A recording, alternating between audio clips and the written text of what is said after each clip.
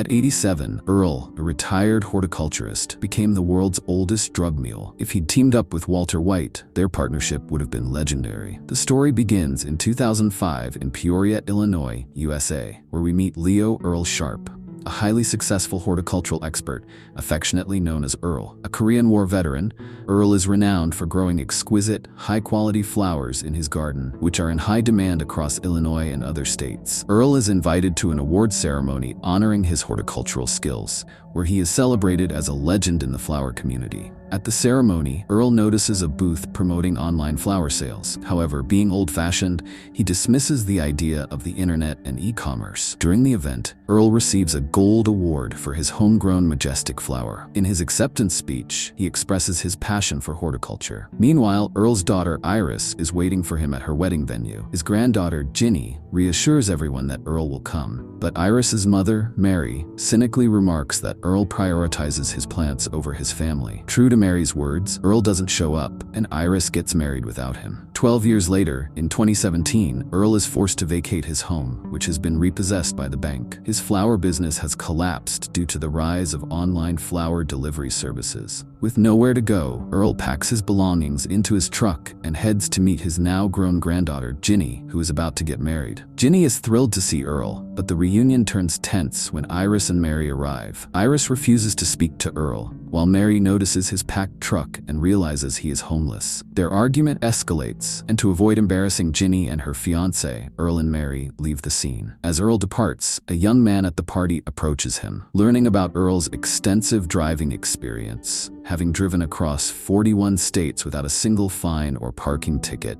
the young man gives Earl a business card for a job opportunity as a driver. He suggests that the job could help Earl earn money and contribute to Ginny's wedding expenses. Earl follows up on the lead and arrives at a tire shop, where he meets a group of intimidating Mexican gang members. They stash duffel bags in his truck, hand him a cell phone, and issue strict instructions. He cannot make calls from the phone but must answer any incoming calls, and he is forbidden from opening the bags under any circumstances. They direct him to a motel where he is to park his truck and return exactly 1 hour later. Earl complies, and upon his return, he finds an envelope filled with cash in the glove box. With the money, Earl attends Ginny's wedding, where he arranges for an open bar and flower decorations, earning Ginny's gratitude. However, Iris and Mary continue to keep their distance. The next day, Earl buys a brand new truck, impressing the gang members. They assign him another run, providing him with a new phone and destroying the old one. Earl sets off on his second delivery. Meanwhile, at the DEA office, a highly skilled officer named Agent Bates is recruited by the DEA chief. Bates is tasked with targeting major drug shipments and suppliers entering the USA. During a raid, Bates and his partner arrest a supplier named Luis Katia, seizing $450,000 in cash, several kilos of cocaine, and weapons from Luis' home. Facing a potential 60-year prison sentence, Luis agrees to become an informant for the DEA to reduce his sentence. He begins providing information about the cartel's activities to Agent Bates. With the money he earns from his deliveries, Earl goes to the bank,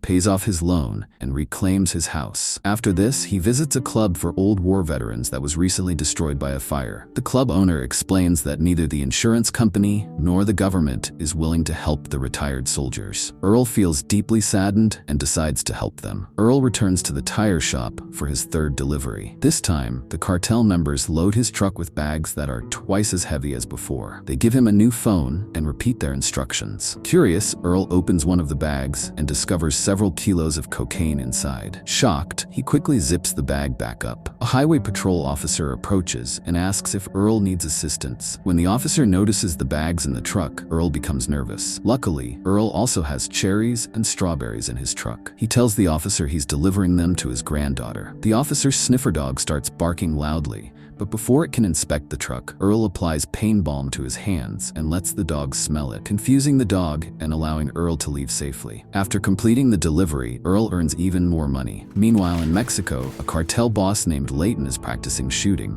He tells his trusted man, Julio, about a drug mule named Earl, who has been delivering large orders. This time, Earl is set to deliver 110 kilos of cocaine. Leighton instructs Julio to keep an eye on Earl for security during the delivery. Julio finds the job boring but agrees. In the US, Earl donates money to the Veterans Club, helping to rebuild and reopen it. During the reopening celebration, everyone thanks Earl, who has become a hero to them. Earl also gives money to Ginny for her studies and attends her graduation ceremony. At the event, Iris still refuses to speak to Earl, but Mary interacts with him. Earl notices that Mary seems very sick. Earl continues his deliveries, and the cartel members grow friendlier with him. On his 8th run, Julio and his partner Sal meet Earl and inform him they will follow him on the route, instructing him not to stop or turn anywhere. During the trip, Earl sees a family with a broken car and breaks the rules to help them. After the successful delivery, Julio reports Earl's behavior to Leighton, but Leighton dismisses the concern, noting that Earl is still handling the largest deliveries. Later, Louis steals Katia's cargo diary. Agent Bates and his partner use the diary to learn about the routes, stops, and cargo weights of the drug mules. They discover the codename El Tata, which refers to Earl,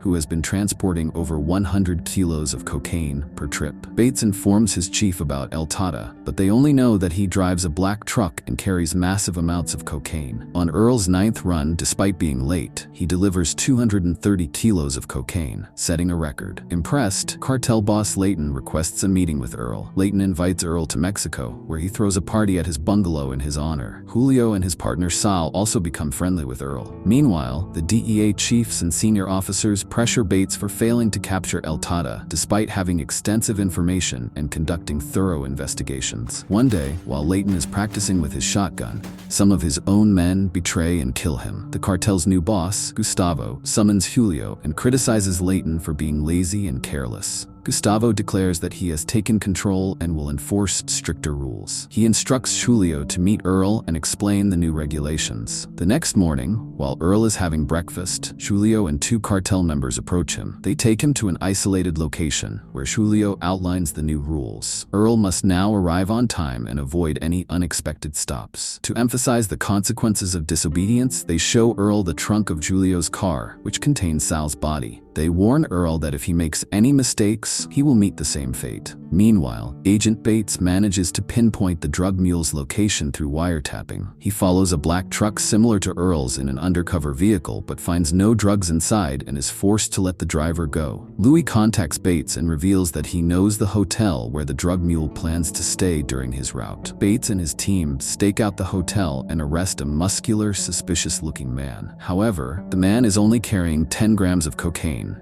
and a thorough search of his car yields nothing. Unbeknownst to Bates, Earl watches the entire scene from a window in the adjacent room. The next morning, Earl goes to the hotel's coffee shop for breakfast, where Agent Bates is also sitting alone. The two strike up a conversation, and Bates shares his struggles with his wife. Earl, drawing from his own experiences, advises Bates not to repeat his mistakes and to prioritize spending time with his family. After their conversation, Earl continues on his route. Earl is halfway through his route when he receives a call from Ginny, informing him that Mary is unwell and in the hospital. The hospital is sending her home, as they believe she doesn't have much time left and should spend her final moments with her family. Earl sees this as his last chance to apologize to Mary. Despite the deadly warning he received the previous day, he turns his truck around and heads home. He meets Mary, apologizes for his mistakes, and she forgives him. The cartel members, furious at Earl's disappearance, repeatedly call him, but his phone is off. They grow angrier, vowing to find and kill him. Louis informs Bates that the cartel has lost contact with their drug mule,